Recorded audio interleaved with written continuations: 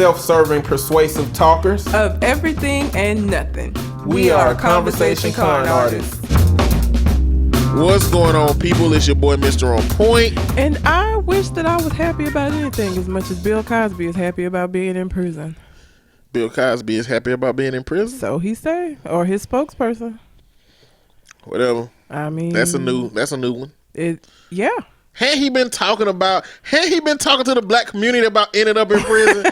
Ain't that what he been trying to say, that motherfuckers sagging they pants and saying all the hoopity hoop, listening to all the rap music with the bibbity bops in it? Mm-hmm. They gonna go to jail? Well, now he in there. He's like, it's not such a bad place after all. Garbage. Anyway, we are Conversation Con Artists, back for another wonderful, fantastic episode.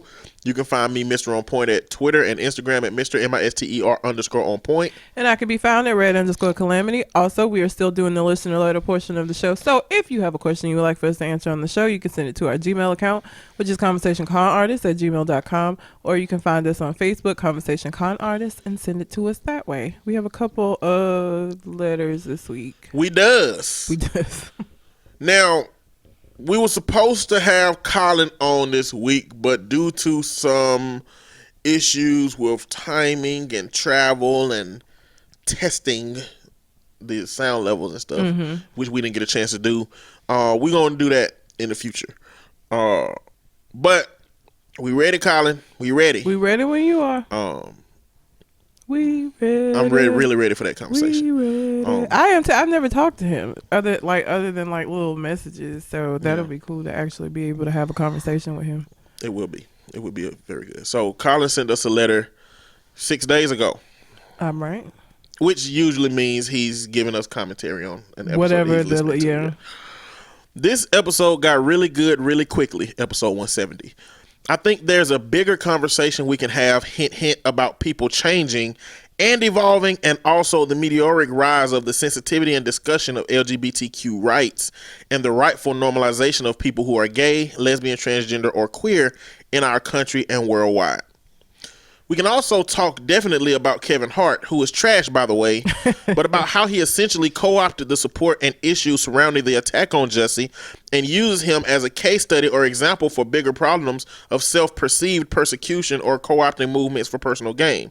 Some examples: men jumping on the Me Too movement, and yes, I'll go there, the Women's March in D.C. after Trump was elected. Whataboutism is a problem, but of course, so is anti-intellectualism. I have a young lady visiting me this weekend, so if we could record Monday, that would be best for me. Otherwise, look forward to getting on another weekend or even a weeknight this week if you can, maybe Thursday. I'm out of town for a snowboard trip February 21st through 24th. Snowboard? Colin. All right, Colin. Colin living his best life out Colin here, okay? Sound like he living his best life. He ain't stopping. I see. And, that's what he doing. It's kind of ironic that he wrote to us about Jussie, and now... that whole situation maybe has we still don't know for sure, but it ain't looking good for Jussie. It's not looking good. It's not looking good at all. But we'll talk about it. And what do you have any input from that? I mean, this is commentary. At this point, I don't remember exactly what we were talking about in episode 170. It may have been, was that the episode where we were talking about whether the blackface and whether or not he was able to make strides? I don't know if that was that episode or not. We say a lot of shit. Kevin Hart, though, I just don't like Kevin Hart. No. I agree with what Colin is saying as far as him co-opting movements just so he can say I'm a victim and things of that nature. But Kevin Hart really enjoys letting people know that he enjoys himself. Yes. And that I don't like that. And I don't know if that's always been there. And now that he got a super high platform, it boosted up one of them situations where you say, once somebody get power, it go to their head. I feel like it's gone to his head. Yeah, that's what I would say it is. This wasn't the soul playing Kevin Hart. Oh, poor soul. At all. But the new Kevin Hart is just different. Yeah, he they is. had a toast at the What breakfast was a Bad Boy reunion breakfast or something? Okay. It was some kind. I don't think it was Bad Boy. It was the Rock, whatever Jay-Z. Rock Nation. Rock Yeah. Nation breakfast or whatever. I had that wrong enough, but they had a toast, and Meek Mill was there, and he said something, motivating and encouraging and stuff. And Kevin Hart, they said, "Does anybody else want to say something?" Kevin Hart said, "I want to say something. Yeah, I want to say something. If you are not putting yourself in a position to do things for other people, then you are what I like to call a loser." And I'm like, what the fuck are you talking about? Like, literally only a small fraction of people that exist get to be in that position. This is not something that everybody that exists can do. So you literally just shitting on people. Well, in this situation, I don't like it's it. Kevin Hart. Kevin ass. That's like a 12-year-old joke. Yeah, it is. I wasn't gonna say nothing, but yeah. I mean, Kevin Fart would have been like more 12-year-old than what I said. But Kevin ass. Oh my God. What his middle name is? I don't know that he may not have one. It's probably ass. Oh God. So it's Kevin ass. Oh my I don't God. know. Hey, appreciate the Thank you, Colin. input, Colin. Always. Yes. Appreciate that. We also got some interesting poetry from Rockman 3K3. I haven't read them yet. I wanted to read them on the show first to get my immediate impression and reaction to the poetry. Okay. All right. So you read the letter first? I'm going to relay it for you. Hello, con artists. This is Rockman 3K3 again, and I just wanted to say you guys are doing a phenomenal job as always. I do miss the poetry corner though, and I wish you guys would bring it back. But in lieu of that, I've sent you guys a poem that I wrote a while ago that is a part of my book of poetry that I keep close. Tell me what you think of it, and I hope you guys enjoy it. Please keep conning the conversation and providing critical thinking for the people. Your one and only nerd from the Nerd Plate, aka one half of the greatness, Rockman 3K3. P.S. I actually sent 2. He did. You can read them, both of you would like a choose one to read. Either way, I hope you guys like them. Like, did you choose to add one after you did all of this, or did you send 2 the whole time and was modest at the first part of your letter just so you could bust out, boom, I actually sent 2. I want to know how that transpired. It's interesting. I want to see how that happened. Okay. Well, the first one is Criminal Eyes. I hope you are not admitting any crime, or if you are, I hope it is past the statute of limitation. that wasn't the order of the poems. The other one was first. Not in my 2 attachments. The one, like, if we go from the American way of looking at things, the one on the left is the first one, and the one on the right is the second one. I guess because I saw it on my phone. It seemed like the other one was first. But go ahead. So do I need to read the other one first? No, I guess it don't really matter. Just go ahead and read Criminal Eyes. Criminal Eyes. And is that it's clearly got to be a play on the word criminalize, because it's criminal space eyes, like the ones we see from, not like criminalize like. I don't think it has anything to do with criminalizing something. Well, I mean, for the sake of the people listening, I feel like I need to. Oh, well, yes, it's criminal eyes, not criminalize. It sounds so close. They are close. I feel like it's on purpose. Okay. Crooked and jaded, I still see the real you, but you fail to look at me. You never knew the real me, you only knew who I claimed to be.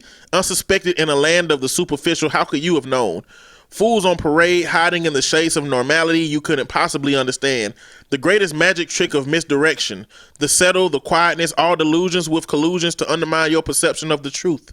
Sing a song for me, singing man, one of lies and deception. Interception of the heart is unnecessary as you never concluded to utilize it. For the judgment of others, for the judgment of me, happily flying through life without a care, do you feel that stare? The same stare you gave me at first contact, but backtrack and refine. Your search of the lost idiosyncrasies that weren't apparent, and you will find something much more. Something of lore, something of expected yet unexpected mannerisms of a complex disciple. Of thought and imagination, of sophistication and determination. If our thoughts of each other were manifested, I would be an assassin and you would be an innocent bystander slain at the drop of a hat like a sheep whose name I never knew. But you should be thankful. Your inability to seek the truth is both your weakness and your greatest strength, as you're not able to see the real manifestation of one called I, truly, is the pressure of being horribly wrong must eat away at your confidence. The dominance within your soul must be weary at this point, for you're defeated in your own right. Never judge the eyes by the lids they wield, as you may blink to a different story. Know that all you seek is a facade and not the reality of things, for the realism you might find may annihilate all you believe. Pass by me with ease, however, you still don't know the criminal eyes I hide. Go in peace and disbelief. Damn. Like this, he's a fucked up person in this situation. Yes. Well, is he? Yes. I mean, at the very beginning, he say, "You never knew the real me, only who I claim to me," which means he been on some bullshit about who I was. But it seemed like it was in a kind of way that she didn't try to get to know him any more than just the surface stuff. I don't know. Because then the rest of it is like kind of going in on her. If it was just him. I don't think it's going in on her. I think it's she's a sheep. And I don't even want to say he's a wolf. He's like a sheep herder. He's like a border collie.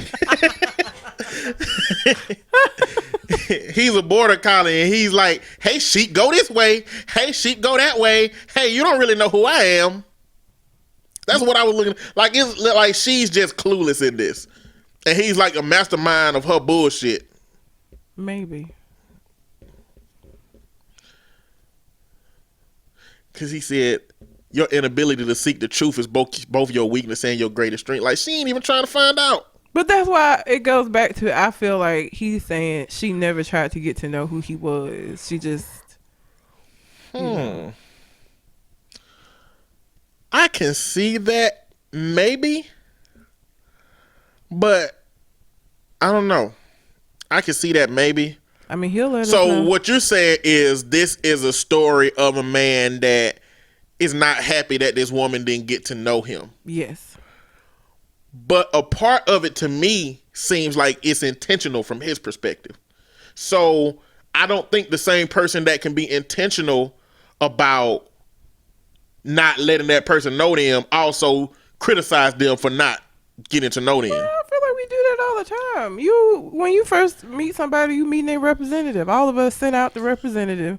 And people that want to know beyond the representative will get to know you and take the time. But I don't think that because you send out the representative, you also cannot simultaneously be upset that they didn't try to get beyond the representative, because that's kind of that's what dating is getting to know me and wanting to get to know me and wanting to find out the shit that I'm not necessarily telling you. You can't tie the regular part of yourself up in the closet, throw yourself back there and be like, "Representative, take this on for good." Like, you can't be the representative forever.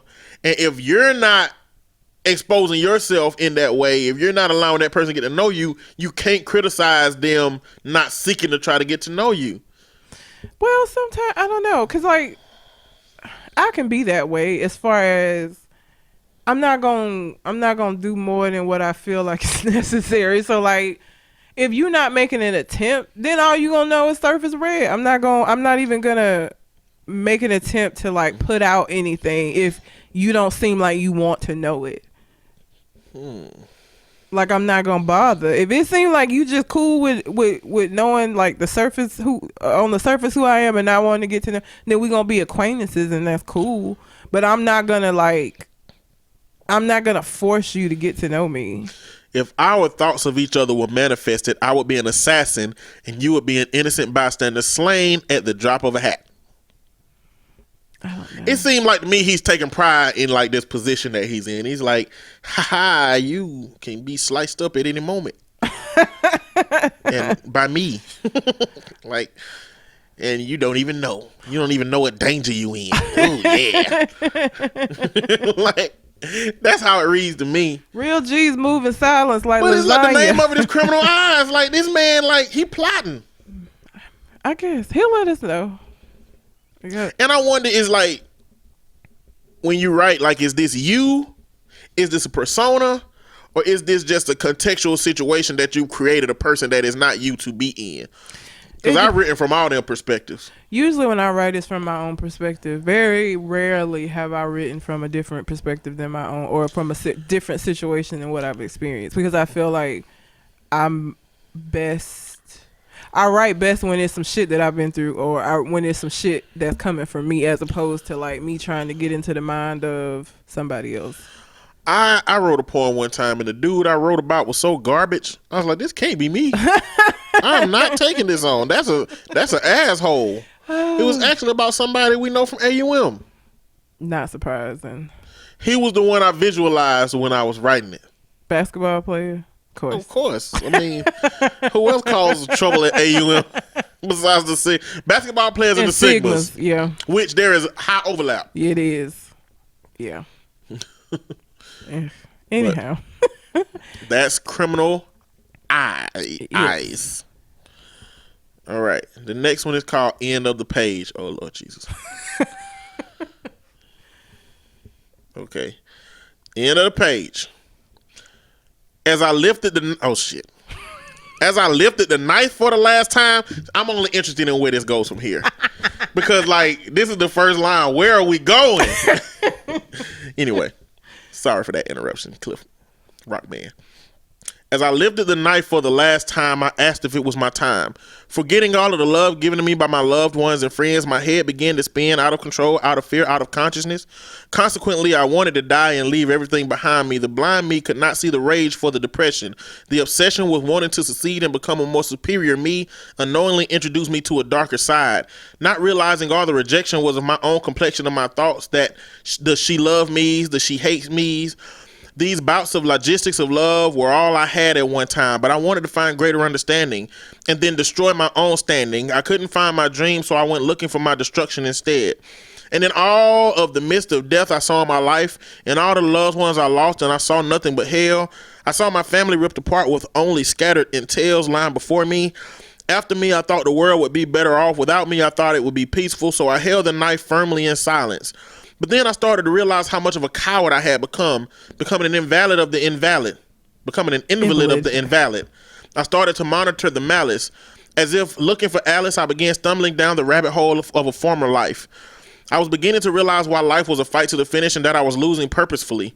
But this can't be me filled with the sorrow of borrowed tomorrows. Had I really ran out of time, as I thought relentlessly, am I losing my mind? Remembering all the pain and suffering I went through in my life, I felt conceited and self-loathed. If I remembered all of the hardships that broke me, and how could I forget the ones that made me? A stronger person, a stronger Cliff. Yes, I was abandoned by one half of my parents, but I was raised by the stronger half.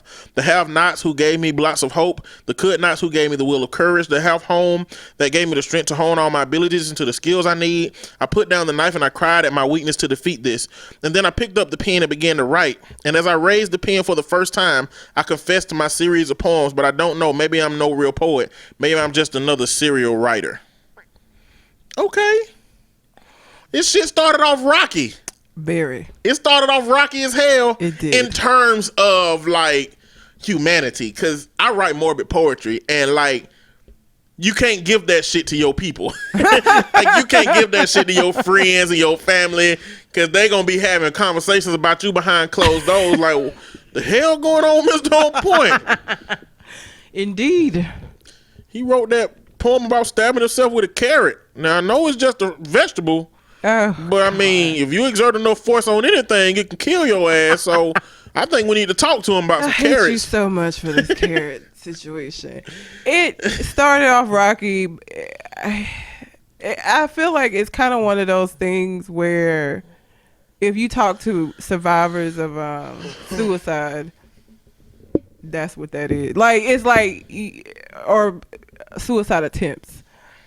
You know, they start thinking back over everything and, you know, you kind of realize things aren't as bad as maybe you thought they were.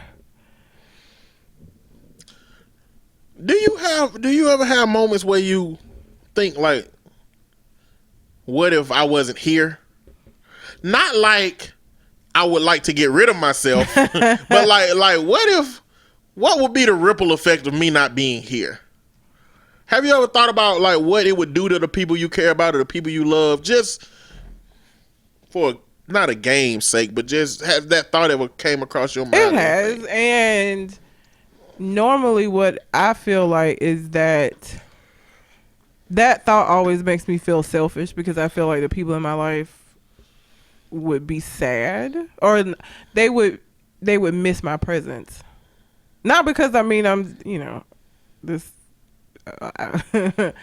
this ridiculously amazing fucking person, but because the purpose that I serve in everybody's life that I'm in. So I feel like it would be different. Like I feel like, my mom's life would be different because I'm the only daughter that she has out of the 4 kids that she has. My brothers are crazy. So like that whole dynamic would be different. Or like if you weren't here, we wouldn't nerd plate government names. None of us would have probably all met each other. We wouldn't have met each other if I wouldn't have got AT&T service. Hell. Yeah, but like I wouldn't have met. You wouldn't have met Shogun, and then all of this wouldn't happen. But if you weren't here to even get the AT&T service, like none of that would have ever happened. But think about, you're right. But it's like, this is why like I look at stuff like that connection and be like, we were meant to interact for some reason. Of all the days it could have been, of all the AT&T people it could have been, yeah, it was just the most charismatic one I've ever met.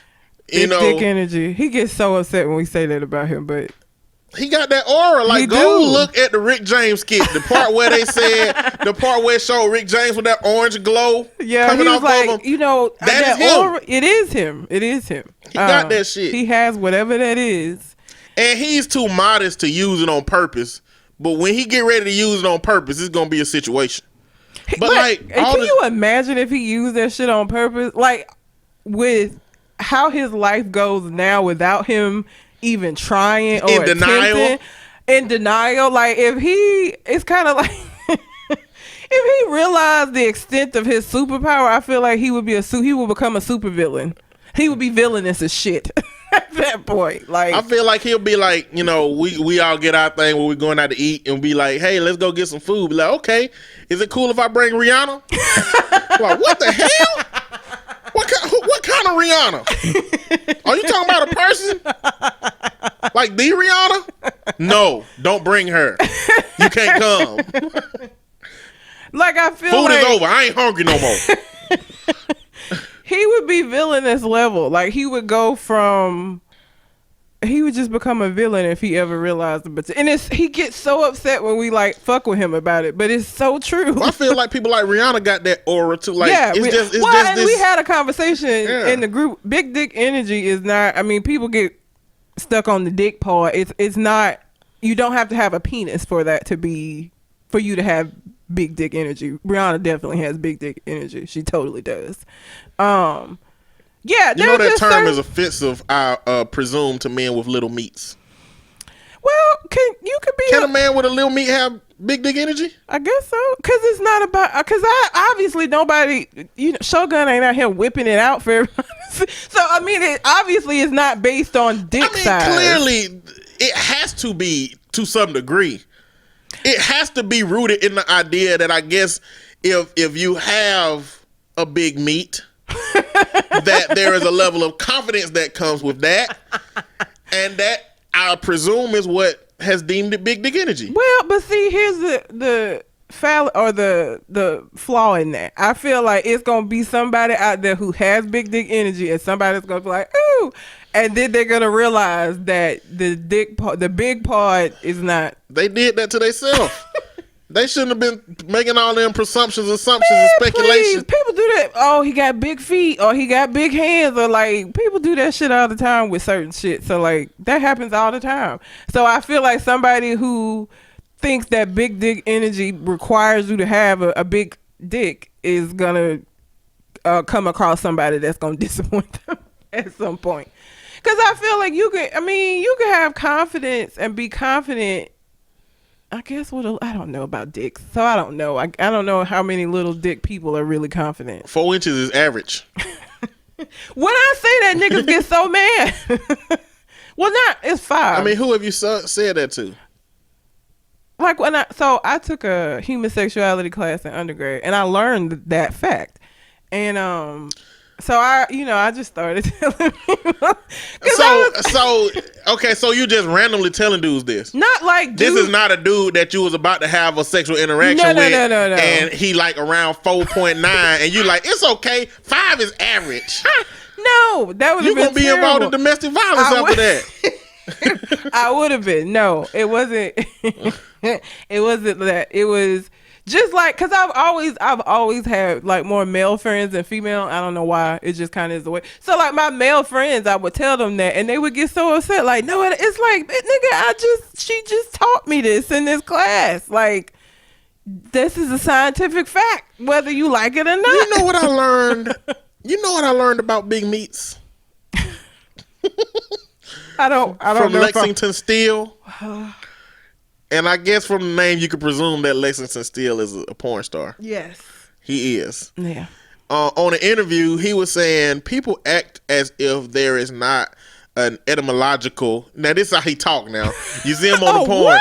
He like people act as if there is not an etymological origin for the reason that African men have bigger penises than other cultures. He said that the sun, for whatever reason in Africa, has created women that have ovaries that are higher than other cultures, and so in order for the seed to be spread appropriately, then they have to be. And I'm like, what the hell? Who is this man? This is not the porn star that I've watched in my entire childhood. What? Not my entire childhood, but over these years. Why is he teaching me? Why is he telling me this? First of all, I don't believe it.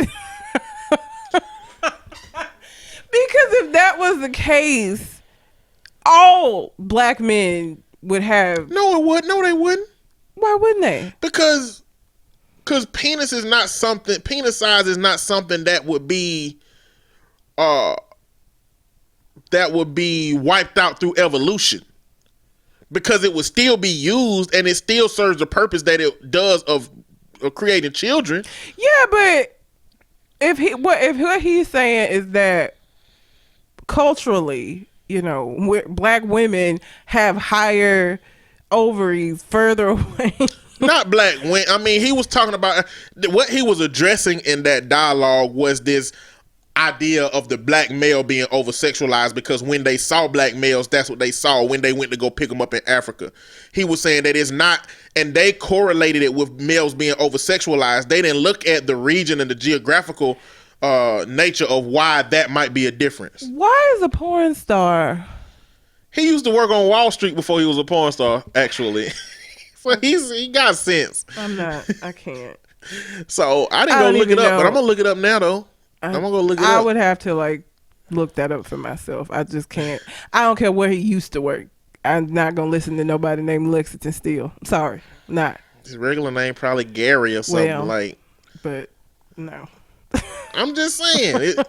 I don't know if his reason, but there is a reason. Like there is a reason that white men compared to black men on average have and smaller. Asian men, every culture. Asian men on the very low end of the totem pole in average penis size. Like there's a reason. There has to be a geographical reason as to why, or a cultural reason as to why, or a regional reason as to why. It's got to be a reason as to why those differences happen.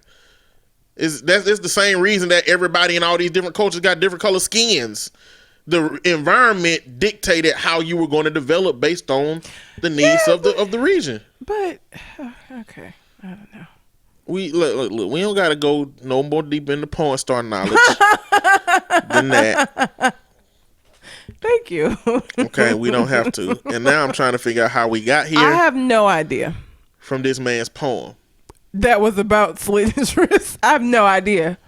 Oh, big dick energy. Shogun. Because you asked. Okay. Yes. So I don't think we would have all got together had you not been here, because then you wouldn't have gotten AT&T, which meant you wouldn't have met him. There wouldn't have been any other way for me to meet any of them niggas. Because I had lived here for 5 years and never come into contact with any of them. So I wonder if I wasn't here.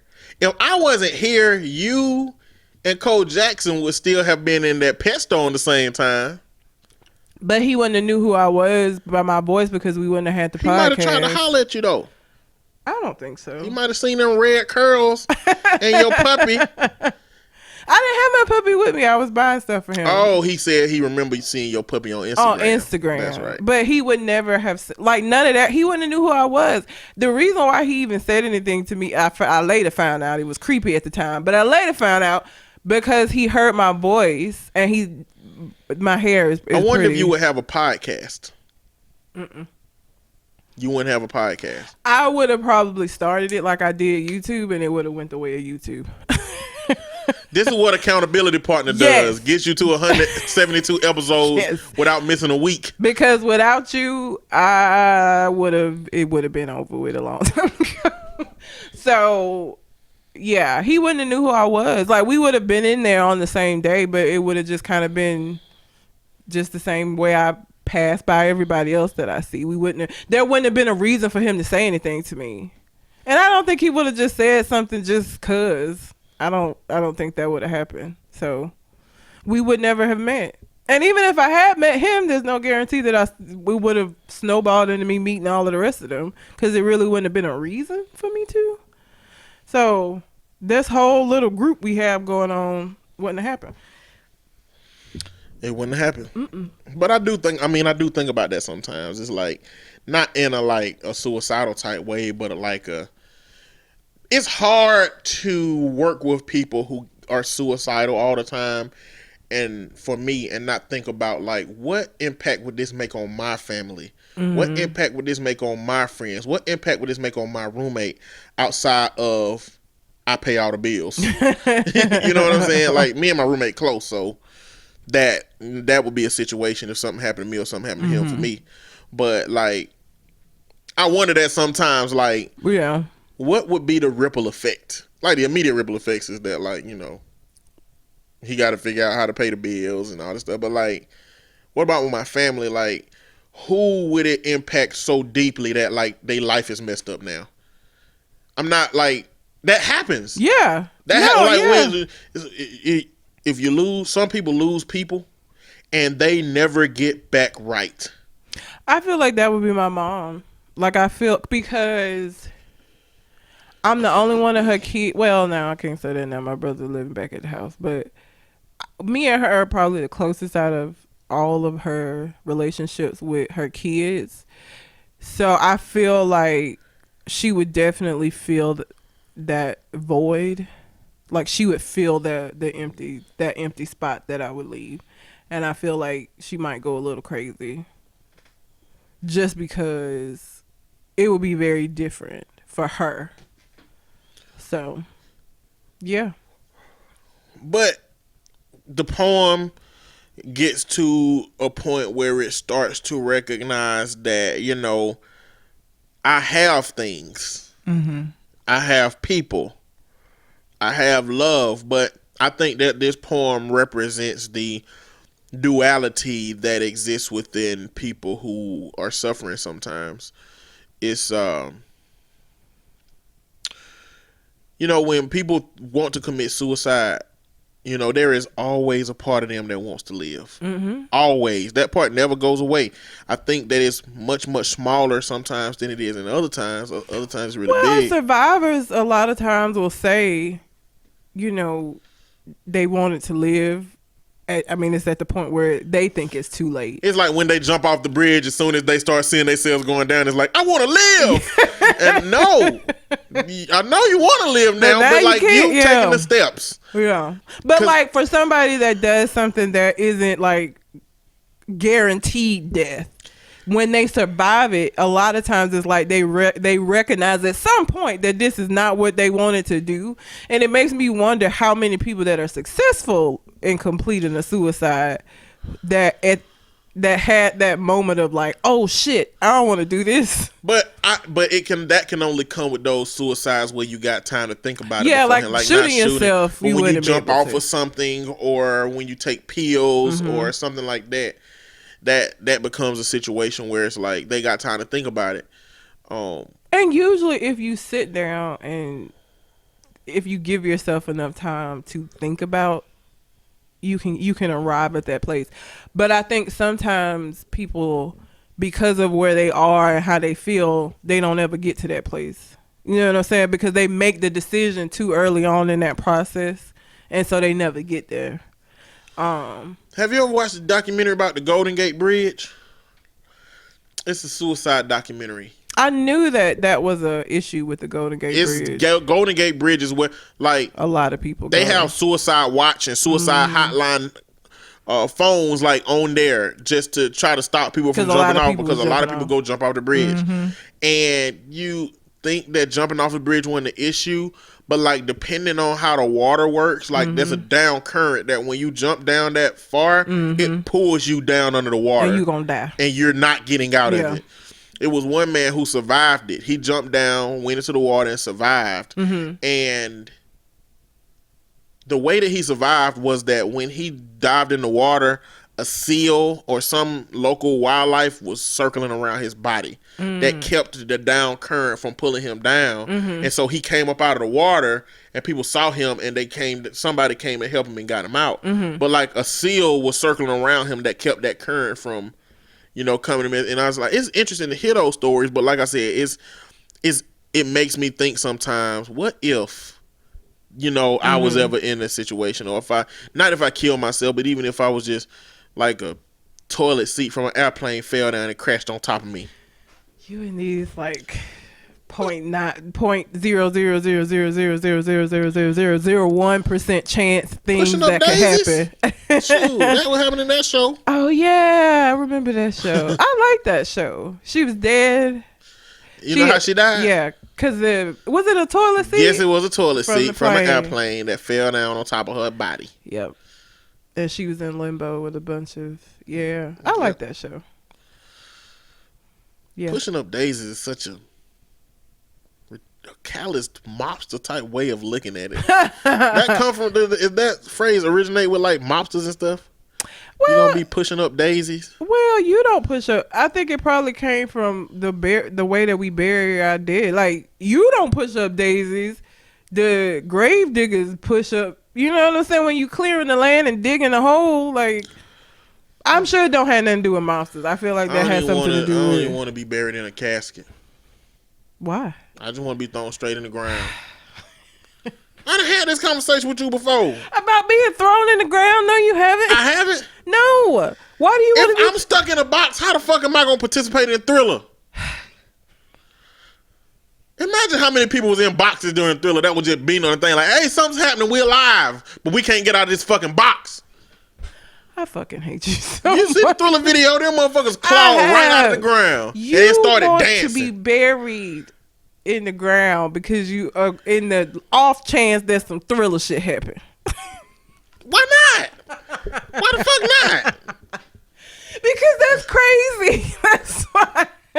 Listen, I'm not saying that's why I want to be in the ground. One, I think caskets cost too damn much. Who the fuck idea was it? They was like, hey, I got an idea. Let's build a community of people that we put in boxes and we put them in the ground and we put them next to each other. That's going to be the easiest way.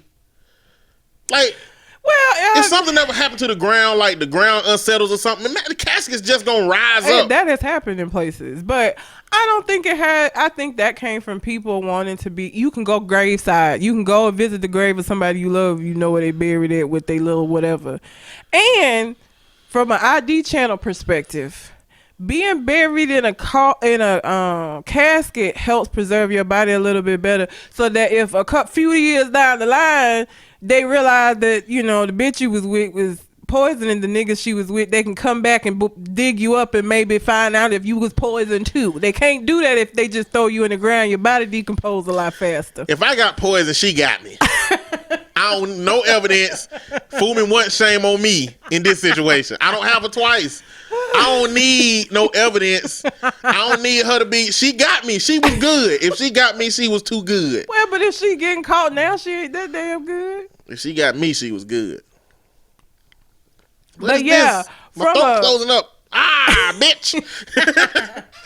I'm dead. It preserves your body better. And now people go crazy with these like velvet line and shit. The person's dead. They don't fucking know. I'm not finna do all of that. Like, whatever the cheapest fucking casket is, we gonna rock with that, because That's crazy. They don't know. They ain't. They make caskets with music now, where you can choose music to be pumped into the fucking. They dead. Are you crazy?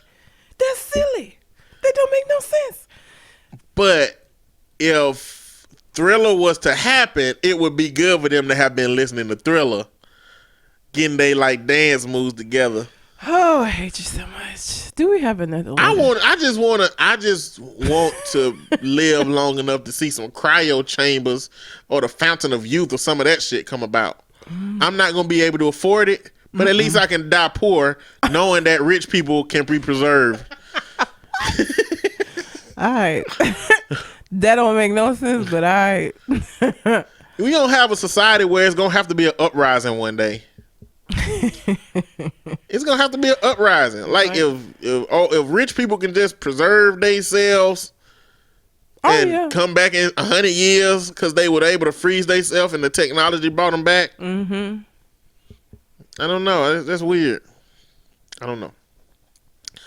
But anyway, I appreciate the email and the poetry, Cliff. I like it. It's pretty good.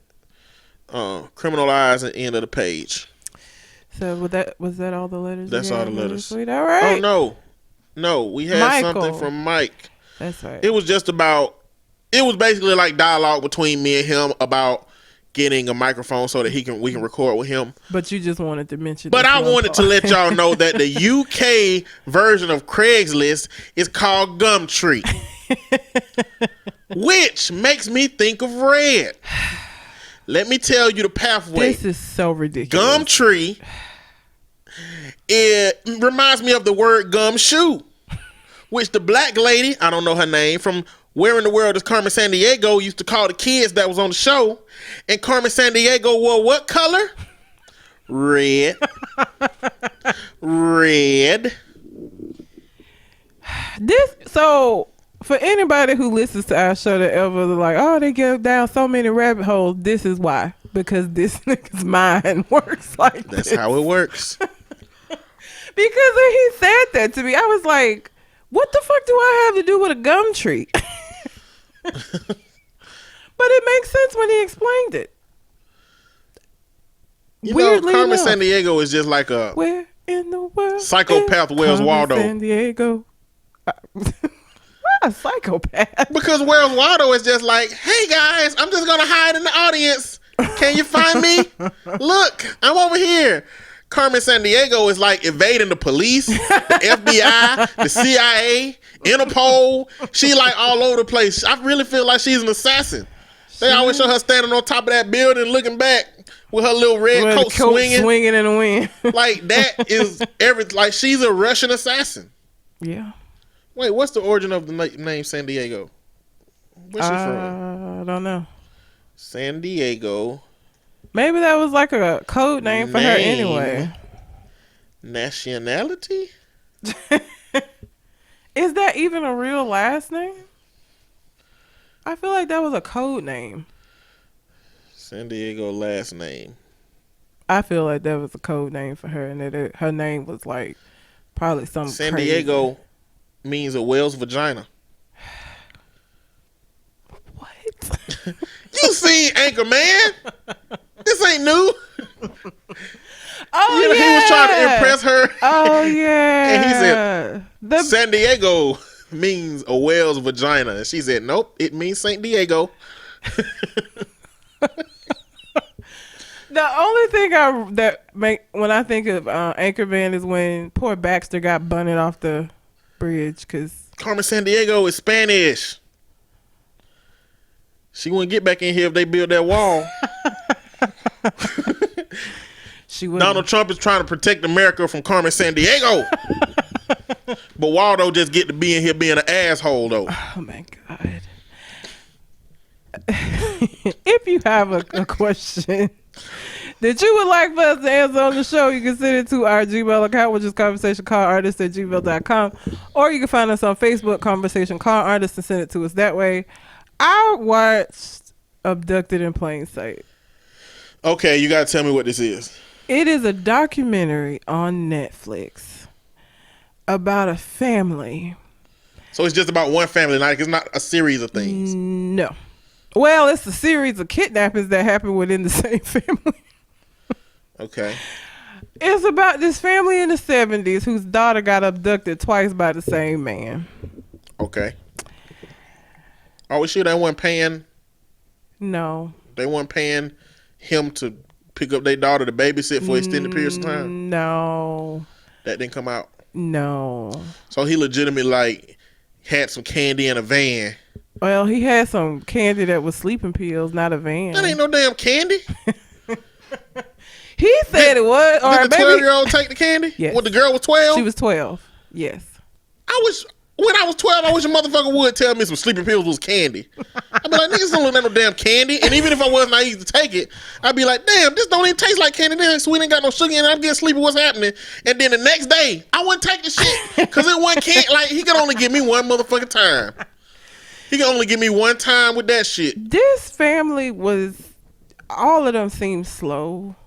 Or slow level, like can't run fast. No. Or slow like on the short bus. On the shortest of the buses. The level of caucasity. Okay, so so these are white people. These are white people. What are their last name? Bromberg. Bromberg? Yeah. Okay, keep going. Or Broberg. Broberg. And then the guy also had his last name that kidnapped the girl had a last name of B2, but I can't remember what his last name was. But so this family lived in this little city in Ohio, and this man and his wife and their kids moved in like in the neighborhood, and they all became friends. And he fell in love with the 12-year-olds in this family. Now, he didn't tell the parents that he fell in love with the 12-year-old. He just started plotting. Okay, so the first thing that happened was that he had an affair with the wife. They had a very, I don't even remember how long. I think it was a kind of a short-lived affair. And then he had an affair with the dad. Okay, so he had an affair with the mom. Yes. And then he had an affair with the dad. Yes. And the way that started, and keep in mind that these are the people, the actual people telling this story. This isn't like somebody talking about them. This is them telling their own story. That's the only way we're going to learn about these kind of stories. This is the only thing. This is the thing that you either die with or you can only tell it yourself. I can't believe they told it. I wouldn't have told it. Because let me tell you how the dad ended up having an affair with this man. I don't even want to tell people about that time that I thought I had to fart, but I didn't. It was much worse. Why? I don't want to tell people about that time. Well, you won't. Everybody done had them damn moments. I don't give a damn what you say. Them moments where it's like, oh, I just got a little gas, and you try to push it out, and it's like, oh, that ain't gas. That's I need a toilet. Everybody done had that. I don't give a damn. Hate you so much. So the dad and this dude, okay, in the car together riding, and they pull over in this, away from, where anybody can see them. And so the pedophile was like, I hate my wife. She getting on my nerves. We ain't had sex. And so he looks at the dad and says, I need some relief. So the dad was like, I reached over. And the dad basically gave him a hand job.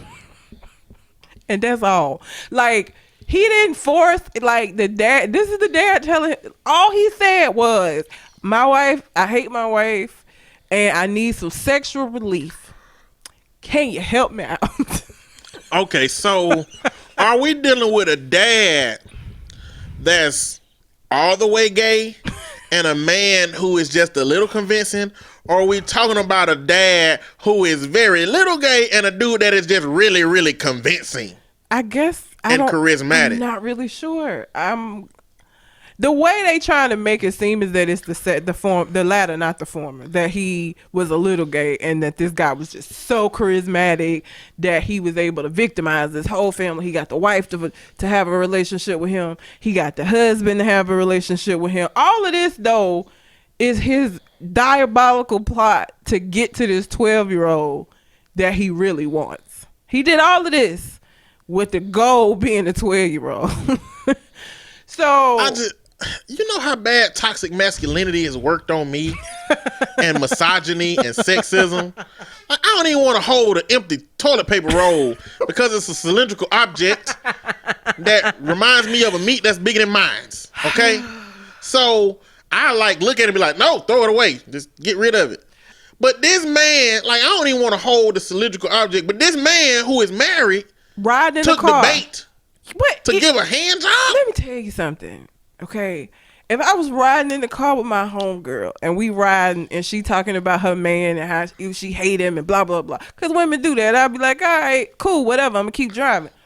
At the point, though, that she looking at me to fucking help her out with this shit, bitch, get out of my car. Get out and walk. Bye. I'm going to put her ass out. Period. You getting out. That's it. How dare you? The audacity. You're going to have to put a pistol to my face. He literally just asked him. Now, I definitely will cooperate because I don't want to die. But not because I want to do it. I don't think I'll cooperate. The dad could. I think I call his bluff. Shoot me then. Beat your own meat. Do it. I'm gonna do it like they do in their movies where you pull the gun in your face into your own head and be like, do it. Pull the trigger. Just do it like that. The dad could have said, he forced me, he blah, blah, blah. The dad literally was just like, yeah, he just asked and, just went ahead and did it. He's probably, not the first one I've given, I'll tell you that. Well, so this man, so the pedophile, who his name was, they called him B, so we'll call him B. So B beat my meat. I hate you. I'm sorry. I don't know what's going on with me today. So the dad kind of starts feeling like, okay, B is kind of weird. Kind of weird. Well, at this point, we can't call him weird. We can't call him weird at this point. At best, we can call him bisexual. B? Yeah. I don't even think. At best, I don't think we can look at his desire to have a hand job from a man and say that's just weird. That's just sexuality. No, right? I'm not saying he's weird. I'm saying the dad started feeling like B was weird. And so he didn't want B around the kids no more. Oh.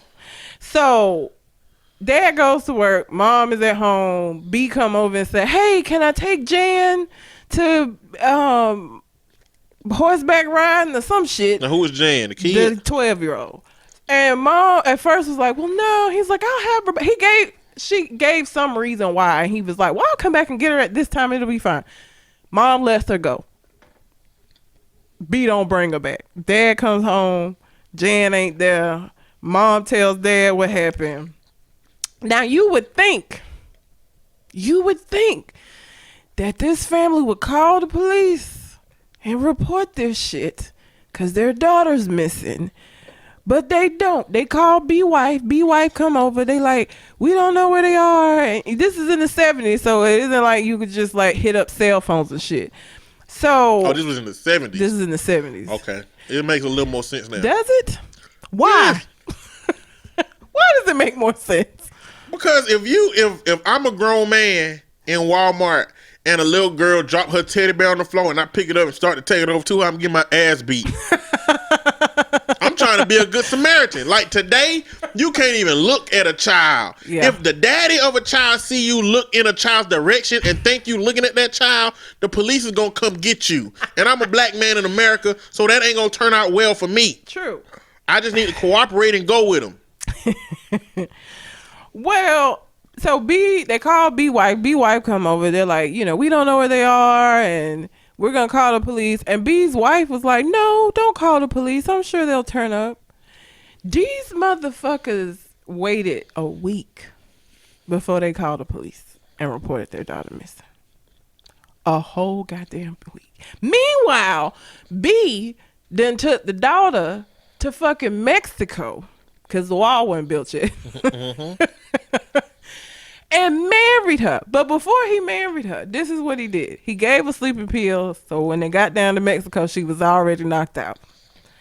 He put some kind of a tape recorder or something, and so when she woke up, she hit his recording with a voice saying that we're aliens and we need you to procreate with a person of our choosing.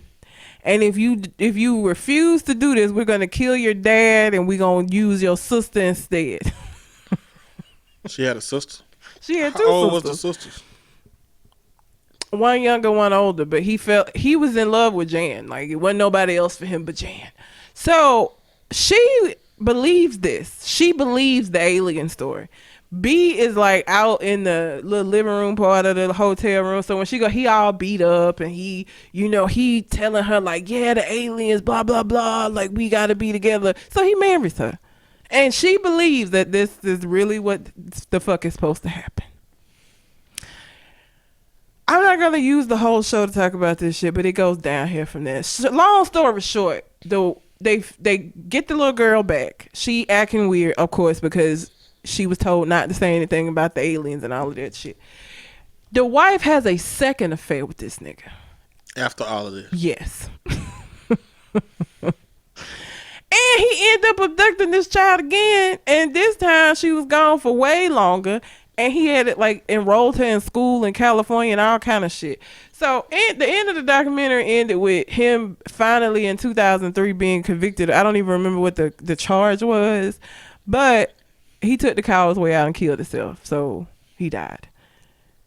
When I tell you this was the most fucked up documentary I've ever seen in my life, like to the point where I was Googling shit. I was like, this can't be for real. This cannot be a true story. There is no fucking way that anybody is this stupid.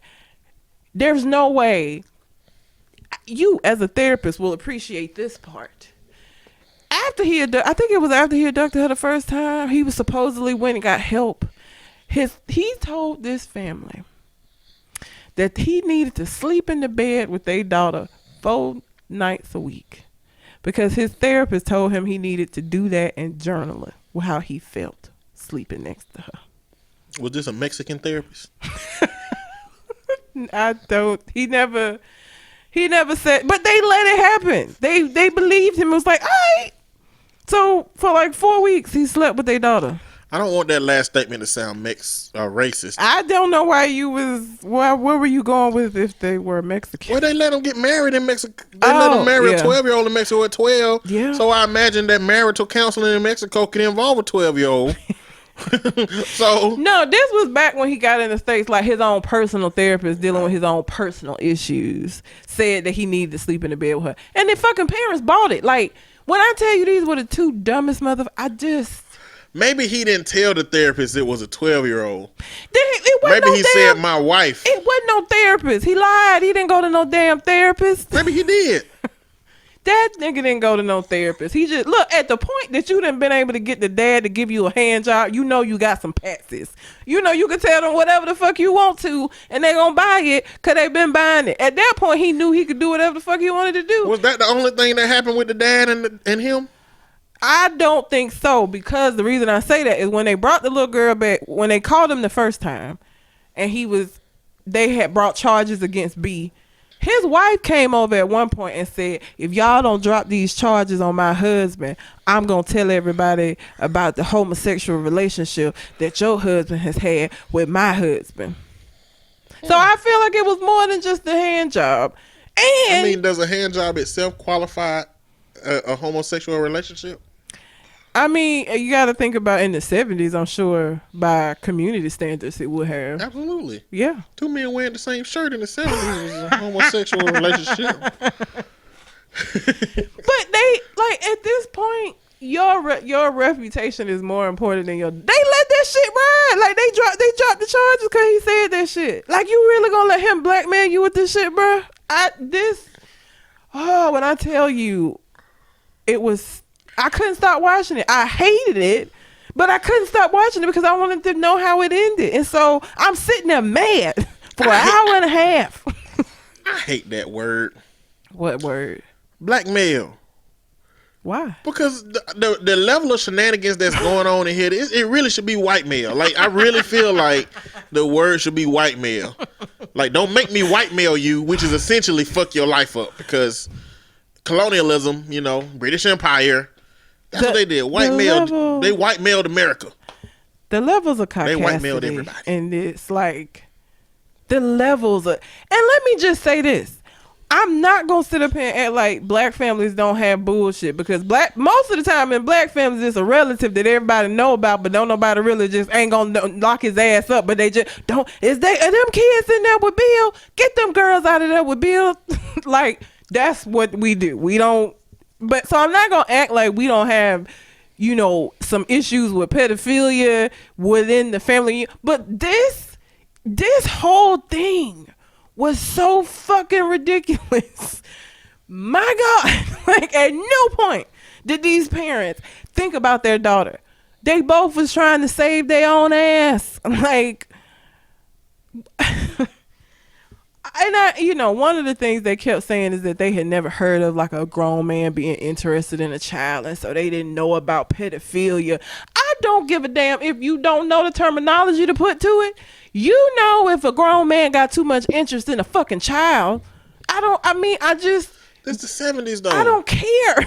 They didn't have that knowledge. They was trusting a lot of people. Maybe because I'm black and I feel like I have this this certain level was of worse with that junk back then.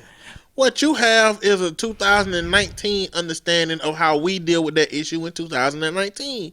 In the 1970s, nobody was like, you don't let your kids play outside by themselves. In the 70s, they let you go outside to the street light. Okay, but listen, we're not talking about like that kind of basic shit. We are talking about a grown man that told this family he needed to sleep in the bed with their daughter. This was after. Like, he built up to that lie. But it shouldn't matter. How can you build up to that and the parents be cool with that shit? Because he banging one of them and at least getting handy J's from another one. It is content. He built these relationships in order to be able to tell lies that are not really believable, but will be believed based on what's going on currently. I just feel maybe it's because 2019 whatever, but even if I have an affair on my husband with a nigga, he is not going to then be able to come and tell me that he want to sleep in the bed with my child. Like, I don't give a fuck about me fucking you. This has nothing to do with that. Like, I have no concept of this. This makes no sense to me. Take your brain at its functional level and take 75% away. You will be surprised at what you will try to eat. With a spoon that should be eaten with a fork. It's like they don't have all their dog marbles. levels of intelligence. You know how dogs have the intelligence of like a 2-year-old? This dog levels of intelligence. I don't think so.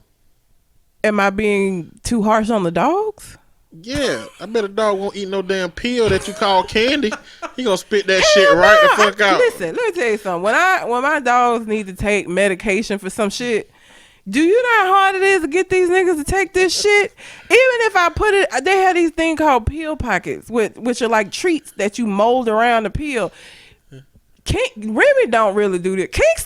Kingston will eat. He'll taste it and be like, this tastes funny. And then he will eat around and eat the treat and spit the fucking pill out on the ground. You know how enraged that makes me? Do you know if we had the sense of smell that dogs have, we'll know that pills actually smell like trash can juice. And we would never take pills. We would just die. That nigga, it took me the longest to find something that would work. Cause at one point, I was having to take it and throw it in his mouth and close his snout closed. Where he couldn't do nothing but swallow and had to swallow the pill. Cause it got so bad he wouldn't take the medicine. He would everybody go, put it in some peanut butter, put it in some cheese. He would eat around whatever the fuck it was and spit the pill out. So yeah, maybe I am being too harsh on dogs. They do have a little bit more sense. Yeah, dogs got more sense. You can train dogs to do stuff and they will do it and they won't do no more extra shit. They won't get taken for no fool either. Especially by no damn stranger. They'll bite a stranger in the ass and come back to you. Yep. Dogs are smarter than this family. The dumbest dog is smarter than this family. I don't even know what a dumb dog is. A little derp. Moon Moon. You heard of Moon Moon? No. He's a mean dog. Oh. Let's see if I can find a picture of Moon Moon. Oh God. Moon Moon is a representation of a dog that is stupid. Oh, poor Moon Moon. Moon Moon living his best life. Moon Moon, how you know? Moon Moon was out here being a meme. He ain't getting paid for that. I feel like the stupider you are, the better your life is. This is Moon Moon. Oh, I've seen it. He don't look stupid. He just look like what did it breed? Fuck. A husky. Huskies are just fucking crazy. Moon Moon don't look slow. He just look crazy. Like huskies they talking shit. Like as slow as this dog look in this picture, that family is still below that. Is what I'm saying. You know, if you want to go, like I normally don't like talk in depth about like movies and stuff because I don't want to ruin it. But I feel like this some shit that even if you, with me telling you this, when you watch it, you still, even though I didn't told you this, and even though you know this what's gonna happen, I feel like you still gonna be in your house like, what the fuck? Like when you see it for yourself. Listen, if you listen to this part of the podcast, do not watch this documentary. Watch the Umbrella Academy instead. You're welcome. I thought that Fire on Netflix was crazy. You hadn't watched that one either? Not interested. Okay, well, there is a part in there that was real crazy. Where the part about the man gonna suck dick for water. Water is free. Not if you it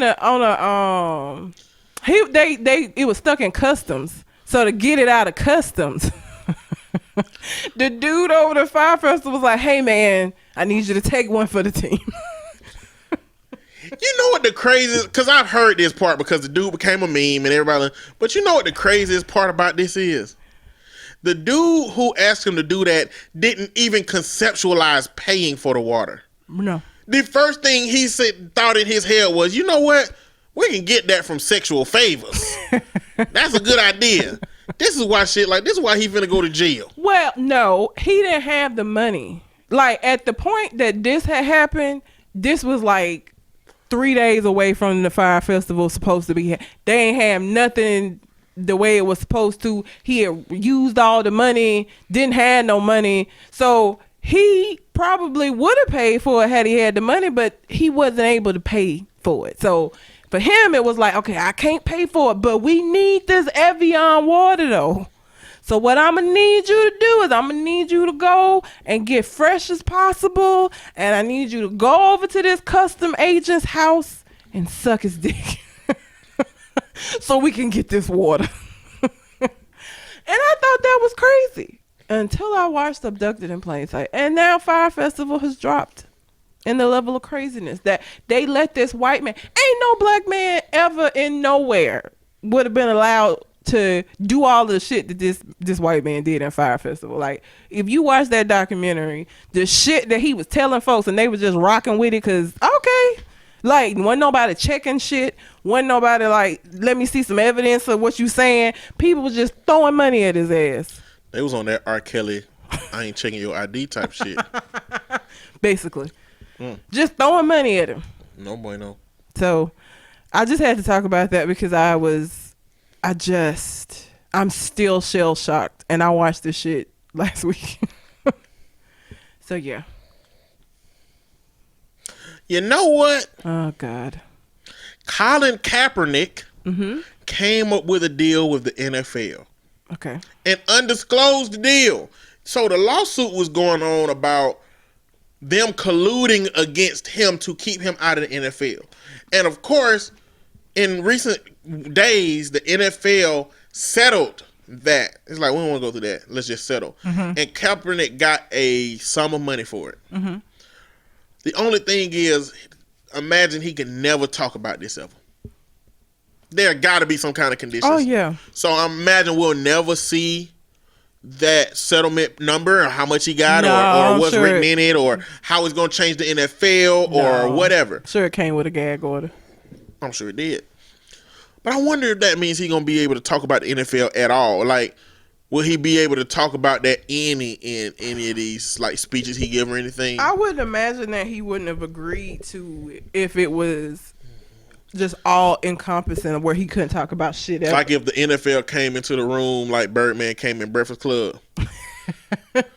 Is we finished or is we done? And I like keep my name out your mouth type situation. That kind of energy. Like, I wonder. I don't know. But just like clockwork, when something like this happens, here comes all the critics saying he sold out, basically.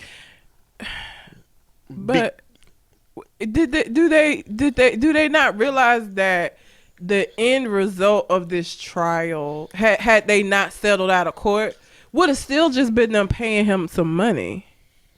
How did he sell? Like, it's not like the NFL was gonna get shut down behind this shit. They would have had to pay him money. I guess the assumption is that Colin Kaepernick was using his platform to speak out against the NFL, and because they gave him, because presumably they allowed him to not criticize the NFL anymore, that's selling out. The problem is he was never criticizing the NFL. He was criticizing systemic injustice in America. And he was criticizing the rules that the NFL had and the subsequent actions they took against him for doing what he needed to do to speak his mind. Mm-hmm. And I just, it's just a situation where I don't like when in our society where it's like we always try, as the black community, we always looking for some problems. Mm-hmm. It's just a bunch of split different people groups. Like we had a conversation about the Jesse Williams types, then the David Banner types, then the Umar Johnson types.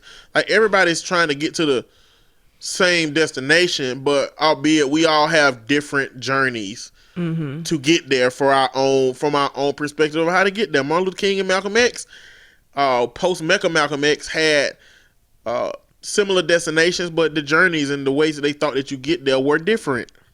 Yeah. So it's like, I just don't understand why people are so, like, at the end of the day, Colin Kaepernick ain't nothing but a football player. Mm-hmm. That's what he do. Like, I don't know if he got a degree. I know a lot of football players don't come out with degrees that they can do something else other than football. Like, it's like, well, football didn't work out. Guess I'm going to go be a doctor. You're going to be an adjunct professor at some university wishing that you was playing football with the young boys. Basically. You know? And so I just want to speak on that for a minute. But, man, it have to be a large amount of money, man. Oh, sure it is. Well, because what they're going to have to do, it will have to be enough to compensate him for him not being able to play, which was the way he made his money. You know what I'm saying? It's the same way if you sue your employer. It would have to be enough to compensate him for the time that he hasn't been working, essentially. His lawyer is saying that he's absolutely interested in playing in the league. And I think a lot of people are like, that's a big part of why they saying he sell out. But like, I think the objective was always to be able to play in the league. He didn't quit.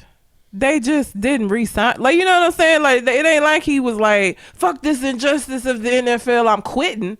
I don't know why that would be the expectation of people when that's not what happened. He didn't leave. He kind of got blackballed from the NFL and didn't no team want to pick him up. There's a difference between him just quitting, which never happened. Yeah. So, I don't know.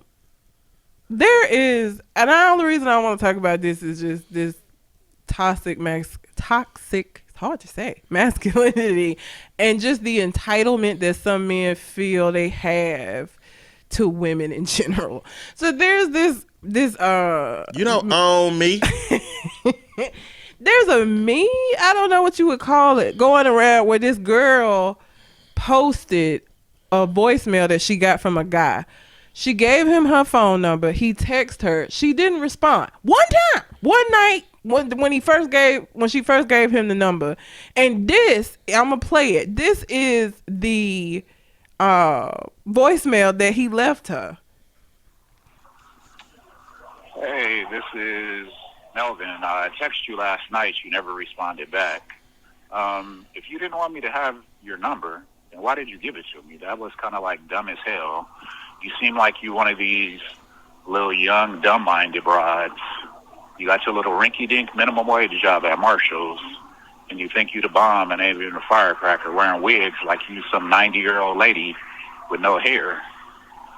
I mean, I thought you had a nice face and body, but beyond that, there's so many chicks in San Diego with that, and I got plenty of them, so I'm not about to be chasing you around. I mean, unless you're mentally retarded or something. Normally when somebody calls or texts you that you gave your number, you respond back. So I guess you too retarded to realize that. So I'm going to just go ahead and delete your number. Nigga, what? What? Like, first of all, you get this in your feelings because she didn't respond to one text message from you. And this is what killed me. This is what has always killed me about that dude who will come and try to holler at you, and when you decline, even in the nicest of ways, then he want to say, well, you bitch, you wasn't that cute anyway. But you walked over here, my nigga. Like, what are you talking about? You came over here for a fucking reason. But now because you in your feelings, now you want to talk shit. Now she work at Marshall's. Oh, now that's a big deal. Oh, she got on a wig. You got her number based off of all of those things. So how can you now come back and try to act like, oh, your little rinky-dink job, and oh, your wig like you're 90? Like, nigga, what the fuck? This is why, like, I don't give my number out very easily. Like, because I don't want to deal with shit like that. And you never know when you gonna have somebody that's gonna be crazy. And this is the reality that women live in. This is the reality. I talk about this all the time. Like, it's certain shit that women go through that men will never understand. It's I get my car keys in my hand before I start walking towards my fucking door so that I can get on in it. I don't want to be at my car door rambling around in my purse looking for my keys because I don't fucking know what's going to happen. Like, there are things that I do that men don't do because they don't have to worry or be concerned about shit. And so I should be able to give somebody my number and be busy and not text you back immediately and you not lose your fucking mind and call and get... What? That voicemail was... It was indicative of a lot more about him. Oh, well, yeah. Than it was about her. Oh, yeah. Elvin used the word retarded a couple of times. That, projection. That's probably you. And it's a sense of entitlement and mama issues that come with that kind of junk, man. Like you're not entitled. She gave you her number, and again, it don't even matter if she gave you her number and she never answered or responded. That still does not give you the right to call and leave no voicemail like that. You know what I'm saying? Like, take the fucking hint and move on. It's you saying it ain't a big deal. It's all these chicks in California, and you got plenty of them, my nigga. Well, then why you on my phone with this shit, bruh? Man, sound like Larry from the Players Club. That's what that is. He gonna be sitting outside watching her come on, leave work, and follow her home. Oh my God! Because he's really crazy. He's got problems, sir. Just don't respond back. It's okay. It happens. Like, again, I guess it's not even... I could see you kind of being maybe upset, like if you really was like feeling her or whatever and you were like looking for... Okay, but like, it should never be that deep where you call and just insult everything about her when this the same shit that had you wanting to get her phone number in the first place. If you got a problem with women that wear wigs, the fuck you ask her for her phone number for? If you got a problem with women that don't have a career that's working at Marshall's, the fuck you ask her for her phone number for? Like, you knew all of that shit, yet you asked for her number. But now, because you're not getting the response you want, now all of a sudden she's unworthy or she's beneath you or she's all of this shit. Like, nigga, bye. Bye. Clearly, he spent that voicemail convincing himself that he was valuable and that she was the one that was worth nothing. Because you know what? He didn't have a mama to hug him. He didn't have a mama to love him. He didn't have a mama to say, hey, you want me to kiss that little boo-boo, Elvin? No, he didn't have any of that. So in order to convince himself that he's worth something with women, he has to, by comparison, break them down. And it make him feel like something. But what it should make you feel like is garbage. Trash can juice from the lowest, dirtiest trash can. I hope she realized she died. I'd have been happy as hell to get that voicemail, because what that let me know is I just dodged a fucking bullet, bro. And at this point, I feel like every woman should wait one day. After they give a number, I feel like every single woman should wait one whole day before you answer, before you text back, before you respond, because you need to get rid of the Elvins. You need to go on ahead and filter them out of the situation as soon as you can, because Elvin exists. Oh yeah. Okay?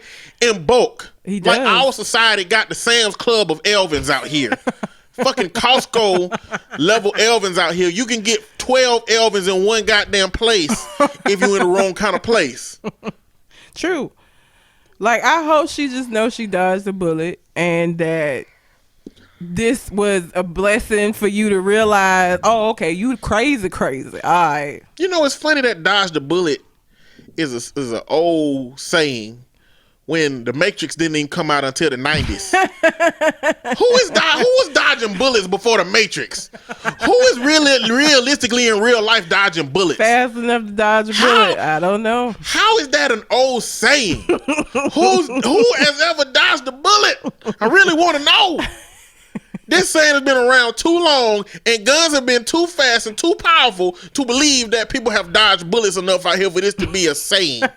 Don't make sense. I wonder where the origin is of that saying. You think they had the bullet, the sex toy back then? No, they did not. They didn't have the bullet sex toy. Okay. Is there anything else that could be a bullet? Other than an actual bullet? No. Not, especially not considering how old that saying probably is. Yeah. Nothing else was called a bullet but a bullet. So, but yeah, I just wanted to share that to one, say to women, look, if you meet a dude like that, please do not let that make you feel no kind of way, because he is fucking crazy. Dodge that bullet. That's all you did. And for men, please don't be that dude. Don't be Elvin out here. You are not entitled to the time of women. You just not, bruh. You not. Be Elvin from the Cosby Show. Don't get you a regular job at Trader Joe's when things ain't working out, because you know what? You willing to put in the work between the success. Be that Elvin. Don't be this Elvin. This Elvin is garbage. This Elvin is gonna get his just desserts, which I don't know why they would use the word desserts to correlate with something that you get that is bad. Don't make sense. Desserts are delicious. And have your cake and eat it too. Don't make no damn sense to me neither. Because of course I'm gonna eat the shit. I got it. I got it because I wanted to eat it too. Yeah.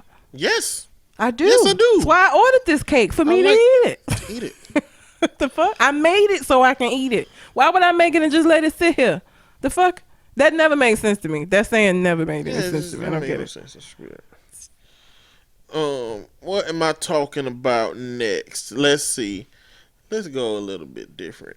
Florida man who makes $18,000 a year mistakenly gets $980,000 tax refund and buys a Lexus. This nigga got $1 million almost, and what he decided to go out and buy was a Lexus. Now, what we know about him buying that Lexus is that he is at least 48 years old. Because Lexuses, or is it Lexi? Whatever it is, they have gone out of style now. I don't even know one. I ain't heard the word Lexus in a long time. But surprisingly, a lot of school principals in Birmingham got Lexuses. Guess how old they are? Probably about 48.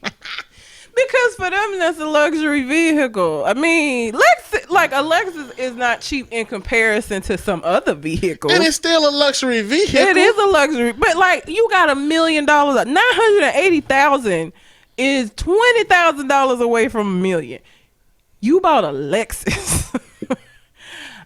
I mean, I guess. And then why Why don't this shit say about stocks and bonds? Like, if you gonna mess up $1 million, at least do something where you can flip it, because you know they coming for their money. They coming for the money. Their Lexus finna get repoed. Flip that money, bro. Like a Lexus? What would I do? Go find a neighborhood drug dealer and say, if I give you $100,000, what can that turn into? And how soon can I get back the $100,000? One, you're gonna get killed. Yeah. So don't do that. But like, accurately, find a way to flip that money and make that money work for you. I wouldn't even. Cause I know that the government don't play about their fucking money. Like if that shit happen, that money gonna sit there. I ain't finna do shit with that, cause I know they coming for it. They coming for it. There ain't no way. There's no way that this is the correct amount of money I'm supposed to get back. I'm gonna cash it and put it in my bank account, and I'm not gonna spend any of it. And I'm gonna give a time frame to which they need to contact me, or I'm gonna spend this money. They oversight was already bad in the first part. What if they oversight is bad in the second part and they don't catch it? What if? Could you take it and put it in a savings account that draws interest? It take too long. Yeah. You need a quick flip. Yeah, but like, it takes a long time. But that amount of money, even if like it's so many this percent a month, that's still more than what you gonna have. If I can keep it out for a month in my savings account and then give them their money back, but keep the interest that I accrued on it, I mean, that's better than not having shit when they get it back. Cause they getting it back. Make no mistake. They gonna come get that Damn, shit. he 29. Oh, he 29 about a Lexus? The Lexus was $50,000. Lexus is a luxury car. Like, again, I know. It is a luxury car. But he 29 and that's still odd. A 29-year-old, I would expect to go get something else. A Bugatti. He grew up with his uncles. Same uncles that He used to like give Cole him that Jackson. liquor. He like Cole Jackson. I feel like Cole Jackson would do that. He do. Like, because... I mean, I say he do, but he grew up with his uncles. Yeah, but that's why I'm saying I feel like he, even at 29, would have went and got a Lexus. Because he grew up with his uncles. I feel like when you grow up with your uncles and older people, you use words like scram and rigmarole. Hey, I say rigmarole. I do say that sometimes. You're an old person. You're an old person in a younger person's body. You gonna eat sweet cornbread. No, I don't. You are very, very rigid in your ways of branching out to new things. I am. Well, foods. Like, I do other stuff. I went zip line. I do other, but like food, no. I got a very, my palate. I can't go zip lining. Why you can't go zip lining? I weigh too much. I think As soon as I land, both of my ankles gonna turn to dust. They gonna just poof. You listen. The lines are like 1,000, however many 1,000-pound test line. Like, you would be fine. Now the landing, I don't know. Yeah, that's what I'm saying. The landing. That's why my ankles will turn to dust. As soon as I get to that ground and both of my ankles hit at the same time, it just powder just gonna fly out of my pores, and y'all gonna be like, "Oh shit, his ankles gone." Yeah, cause like the guys, we went when we went to Tennessee and they hit the brake, so like to slow you down. But even with them slowing you down, there's still so much momentum that it is like a oof every time you land on the platform. So yeah, your ankles will probably snap. But I do branch out, just not my food. My palate is very specific. And I've had sweet cornbread. That's how I know I don't like it. I had it and I was mad as fuck because I was in college, had never heard of Jiffy Mix. We made like this potluck. Somebody brought the cornbread and I was like, what the fuck is this cake shit that you made? And they was like, it's cornbread. No, the fuck it isn't. This is cake. You just need some icing. What the fuck? That was when my mom made cornbread from scratch. So I never even knew what Jiffy Mix was. I'm not even exaggerating. Like, when I got to college, I found out what it was. And I immediately did not like it. I was mad as fuck because then I had to eat my food with no bread because I ain't finna eat this cake. The fuck? Jiffy Mix. Whatever you say. Whatever you say.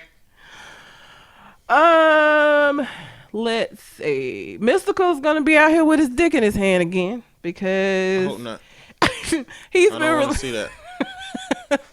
He's been released from prison after posting a $3 million bond in a rape case. Where he get $3 million from? I'm sure he got money. And you don't have to have $3 million. You gotta have 10%. So what did he get? What would that be? 30,000? 10% of $3 million, 300,000. Where he get $300,000 from? He got $300,000. From what? What has he done since Shake Your Ass? Anybody who has ever been an entertainer can go do shows and make money. But he been locked up. He ain't doing no damn show. That don't mean he was broke when he got locked up. I guess. I mean, damn. Oh wait, no, this. He was finally able to scrape together the $3 million needed for his bond was $3 million. He didn't have. I guess he couldn't because they can tell you that it's the whole thing. So you mean to tell me that $300 million is the amount? Well, what's $3 $3 million million 10% of? That's $300,000. But I'm saying they can set it to where you cannot do the percentage where you have to pay the whole thing. Oh, He apparently had to pay the whole thing. Because that's why he been in jail for so long, because he didn't have $3 million. But he finally got together $3 million and it's made that shit bond. Meek Mill's talking about. What? Where it's dudes in jail who couldn't scrape together Yeah. $20 and they been in jail for that long waiting for their court date when $20, $100 could have got them out. They just didn't have nobody to get it from or no way to get that. Well, like I said, the first time I realized that was because I always thought that anybody who had a bond could like get a bondsman to do that. But like there are situations where you have to pay the full amount where you can't do the percentage. And so I don't know if it's because he had a rape case. I don't know if it's because he's a rapper, but he was not able to do the percentage. So he had to do the whole $3 million. He was released from a Louisiana prison after he was able to get the money, reportedly a combination of an advance for a new recording deal and money raised by his family and friends. Well, He got kids? I mean, I'm not surprised, I guess. rappers don't wear condoms. He'll be free until his pending trial. So, I'm just telling you when that'll be. yeah, because it'd be a long time out, but and hopefully he won't be out here with his dick in his hand. Because if he is, he going back. Remember, put my foot in your ass. Be cool. Yeah. Ain't nothing cool about what you doing, brother. Rape. When I heard the first, because he done had multiple rape cases, but when I heard the first one, that was my immediate thought was that song where he opened the song up. I came in with my dick in my hand. What kind of line is that? I don't know, man. Jesus. I guess this was the brothel. Because I don't know where it would be appropriate for you to just bust up in the door with your dick in your hand. No idea. Oh, and then to be threatening people immediately after that. Don't make me put my foot in your ass. Be cool. I know I got my dick in my hand, but don't nobody get upset. Tell that bitch to be cool. Say, honey bunny, be cool. Be cool, honey bunny. Oh, God. Mystical. That was another one of those songs that I was listening to, and I was like, I can't believe I listened to this shit. There was a mass shooting in Aurora, Illinois this week. Wasn't it Aurora? I didn't even hear about this till you told me. Aurora, Illinois. No, yeah. The shooter went to a manufacturing business and shot 5 people. Did he work there before? Because that's not normally where somebody would go do a shooting. He was finna be fired. Okay, that makes sense. But they don't know if he knew he was gonna be fired. He must have. After the termination meeting, he took out his pistol and began killing people. Oh, he probably knew it wasn't possible. He went in there ready, like, if these motherfuckers fire me, I'm going off. He gunned down the plant manager, Damn. a human resources manager, Damn. an intern on his first day, and 2 other workers. Can you? And I've been an intern twice. That's a fucked up way for your first day. Hope you got yourself a job. I bet he was there the first day just like Dan said, I got myself a job. And then they were pop, pop, pop. Then they looked around like, oh. He was like, I'm finna quit this I'm quitting today. I ain't coming back tomorrow. And he didn't make it. Damn. He must have known. Because, like, okay, if you have a job and they call you in for a meeting with the plant manager, like you probably getting fired. Like he was prepared for and he probably had been doing some shit that he knew that's what was finna happen. I'm sure he knew he was finna get fired, or it was at least a possibility. Cause I guarantee you, if he had went in there and they were like, "We're giving you a raise," the shoot wouldn't happen. He was the prepared. gentleman is black. No, damn it. Yeah, I know, right? Like that's why I was like, every time it happened, I'd be like, "Oh, is it black?" Or is it? Yeah, he's white. But then when they black, I'd be like, "No, no, you're sending us back." Damn it. But he was black and he got killed, which goes along with the dialogue. If you're black and you're out here and the police address you, you're gonna die. But you could do the same thing, or if not, kill more people. And the police officers will give you an opportunity to have justice from that. Cause old dude that did the shooting in, where was it? Nevada? Mm-hmm. He lived. They ain't kill him. They ain't kill nobody white. After they did mass shootings, it was a dude that shot 2 police officers. Oh yeah. They got him, just brought him on out. Like he was on the damn Price is Right. I hate you. You know that music from the Price is Right. I do know. Oh, this has nothing to do with this story. But there's a video going around and I need to show it to you. But I did not know Wayne Brady apparently does like Let's Make a Deal now. Yes. Have you seen this video? No. So it's a white man and a white woman. He's talking to them. He's like, "Oh, how long have you guys been a couple?" And the guy, I have seen it. the girl started immediately laughing, and the guy's like, 6 months, and he was like, "Oh, that's a new relationship." She was like, "We're just friends," and and he was like, "Can we not do this here?" and she was like, "I'm single." Like she just kept going. Boy, you did this here. You did this to yourself. You thought this was a golden opportunity for pressure to be up under her to say, "Yeah, we're boyfriend and girlfriend." No, that girl was like, "I'm single, guys. I'm single." She's like, "He's a nice guy. We're really, really good friends." And his whole face, it's like his whole soul left his body. He was so embarrassed. How you even go on to do the game show after that? That's some embarrassing shit. This ain't the first time this done happened. This happened On national TV? I mean, maybe that play a role, but He got embarrassed. And now it's a meme. It's going around. So even if you didn't, I don't watch Let's Make a Deal. But and with me not even watching the show, I've seen it. Because it's just making the rounds. Poor guy.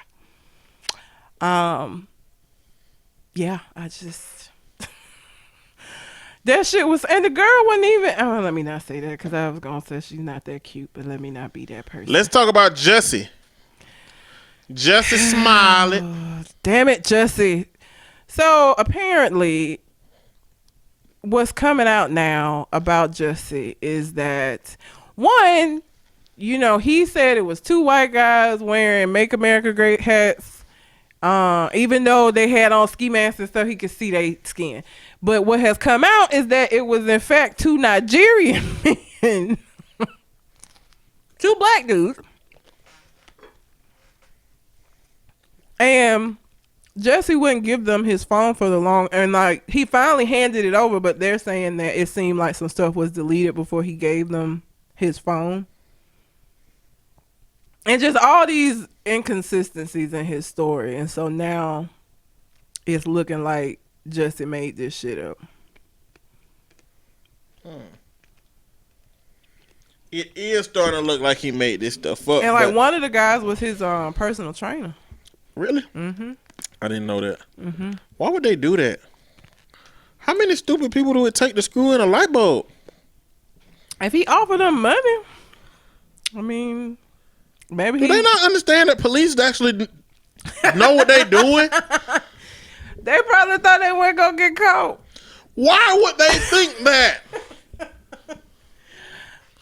Why do anybody do these little shitty crimes that people do? And it's like, you knew you was gonna get caught. I don't know, but he was able to talk them into doing this because one of them was his personal trainer. It's garbage. And so this is the same issue that I had with women who claim rape when they know like that just lie about being raped, it fucks it up for actual victims. Okay, Jussie doing this fucks it up for people who are actually victims of hate crimes, because that shit still happens in 2019. So, you know, now everybody's gonna go to this shit and be like, well, Jussie Smollett. And I hate that. I hate that adds to this narrative of, oh, people lie about this stuff. And it's why a lot of people don't come forward when they get raped. It's why a lot of people don't come forward when they're victims of hate crimes, because people don't believe them. And now Jussie is adding to this shit. And so if this is in fact not true, and he did make this shit up, he just set back his community, two community, black and the LGBTQ community, and he fucked his career up behind this shit. And they're saying it's because he about to be written off of Empire, which I didn't even know nobody was still watching Empire like that. So for it to matter, like, I feel like that's like getting upset about being written off of Love and Hip Hop. It's like, all right, you really upset about that though? So if that was the case, this was a very elaborate plan that backfired like a motherfucker. Cause he ain't ain't nobody finna fuck with him now. He just put a bullet in the head of his career. It's over. Comatose. You know what? They have catfishing and they have blackfishing. Mm-hmm. But attack fishing, Jussie? Come on, man. We don't got time for this in America, man. We got real issues and real problems. You can just walk around Chicago long enough and this will happen to you at some point. You ain't got to orchestrate this with your people and your friends. Come on. Or if you're going to do it, go to the dark web. Tell the people on the dark web, send 2 people to Subway that I don't know, that don't know me, that don't know we have this conversation, and have them beat me up. I got my own noose ready. I got a hot sauce bottle with some bleach in it. I need y'all to attack me, and we need to go from there. And I need you to yell out, Trump is the best. Make America great again. Long live the West.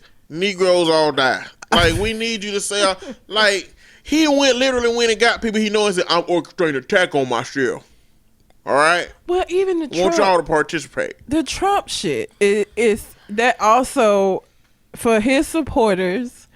Now it's like, oh, everybody was all willing to believe that these were 2 Trump supporters and they had to make America great hats on, but now it comes to find out it's just the Democrats lying. Like, It don't change that them dudes could be Trump supporters and had on Make America Great Again hats. I mean, it don't change that they could be. It's less likely, though. It's much less likely. Listen, I already had, I won't say I doubted him, but like, this supposedly happened in Chicago, okay? And the rest of the shit, believable. The news part, I feel like, that ain't no shit.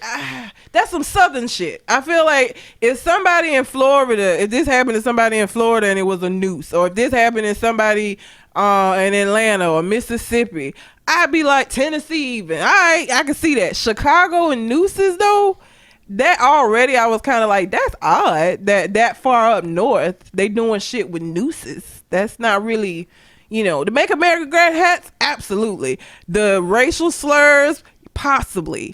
The homophobic, absolutely. But the news part kind of fucked with me because it was like that far north, normally shit like that isn't what's gonna be what's gonna occur. That's kind of like some Southern shit, I feel like. So I already was kind of like, that's weird they had a noose and shit, but I ain't. But you know, the horrible part is people who supported him was going in on anybody who was like, well, that don't sound right, or, well, we need to wait. Like, people was going in on his behalf for anybody who questioned his story.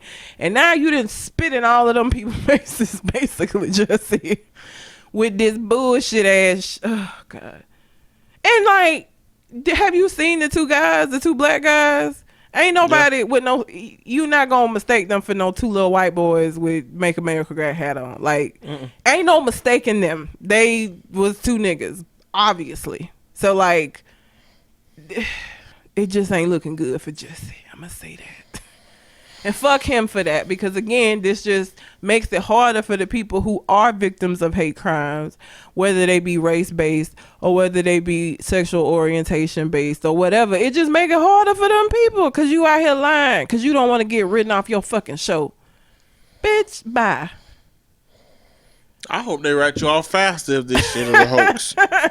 I hope they kill you abruptly and immediately. They probably will, cause like the ratings of the show, people gonna be mad. The people that watch the show are gonna be angry if this is him hoaxing folks, and so they're gonna have to kill his ass off to save the show. Cause I can't imagine that Empire ratings are as high as they were in the beginning. I honestly didn't even know the shit still came on. I'm just gonna be honest. Didn't know it was still a thing. Apparently it is though. But yeah, they gonna write his ass off. They not gonna fuck with. Ain't nobody in Hollywood finna fuck with him. He did the exact opposite of what he was trying to accomplish for himself. It is what it is. So, damn it, Jussie. Hate his name too. Usher and Rich the Kid were involved in a studio attack, robbed and pistol whipped. I'm gonna assume that they was after Rich the Kid because I can't imagine nobody really. Like Usher would have had issues like this prior to. Like I feel like the variable in this would be Rich the Kid. Although I honestly have no idea who he is. Apparently a rapper, I'm assuming. Mm-hmm. Okay, I don't know any of his music. Usher was in the studio but not hurt. Rich the Kid was also at the studio but wasn't hurt. However, his entourage members were badly hurt and one was reportedly pistol whipped. Reportedly, as many as 10 shots rang out. So, I feel like they was after Rich the Kid and not Usher, but he happened to be there. So, wrong place, wrong time in this bitch. That's what happened to your ass. And then the only other thing that I had was that, again, Bill Cosby is... Bill Cosby's spokesperson says that the comedian reportedly thinks that prison is an amazing experience. It's not. No, I wouldn't imagine that it would be an amazing experience. I don't really know. Maybe Bill Cosby got hit in the head when he got there and he's mixed up all his words. Maybe amazing means horrible. Because even if the prisoners aren't fucking with him because of, the allegations against him, even if that's the case, it is still fucking prison. Like, even if he's not having to protect his ass every night, it's still prison. It's not pleasant. Okay? It's not. It is. This ain't Ghost Dad, boy. This is real life. Like, I don't even understand that shit. Like, it's just crazy to me that it's an amazing experience. And then, was it you that had the story about him being a doctor and people going to him for ailments? Yeah, playing a doctor while he in there. This man playing doctor while he like he 12 years old. Like, what the fuck? It's just craziness. That whole thing with Bill Cosby is crazy, but not crazier than abducted in plain sight. Like, now that's my threshold for craziness. Mm-hmm. That's what I'm measuring everything by. And so now nothing is crazy to me because I watched that shit. Now I'm just like, Well, damn. It's not abducted in plain sight. So, That's crazy. There's that. A tornado damaged the Wetumpka Church. Return casino's $25,000 donation. What? Yeah. Let me tell you something about these southern fucking churches. Southern Baptists. Gee, you really go... I just do not understand why they are so against gambling. Because these are the same people who drink. And if your issue is that gambling, it leads to people having gambling addiction, you do know that alcohol leads to alcoholism in some people. Like, anything that could potentially be a vice, you should be against then. If you gonna be this much, your fucking church got destroyed, bro, and you send back $25,000 because you against gambling. That doesn't make any sense to me. Because again, there are a lot of things that church members do that could be considered vices, or if it gets out of control, can become a vice, like drinking. So I just ain't never understood this whole issue they got with gambling. I don't get it. I don't give a fuck. Because there are more people who go gamble, have fun, and go the fuck home than there are people who develop an issue. Period.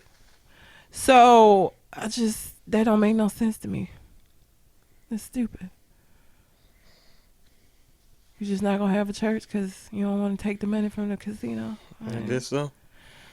I guess that's, I don't know. It's not that deep. It's never that deep. I don't understand. That don't make no. I've never understood, because If that's the case, you should just give away all your money.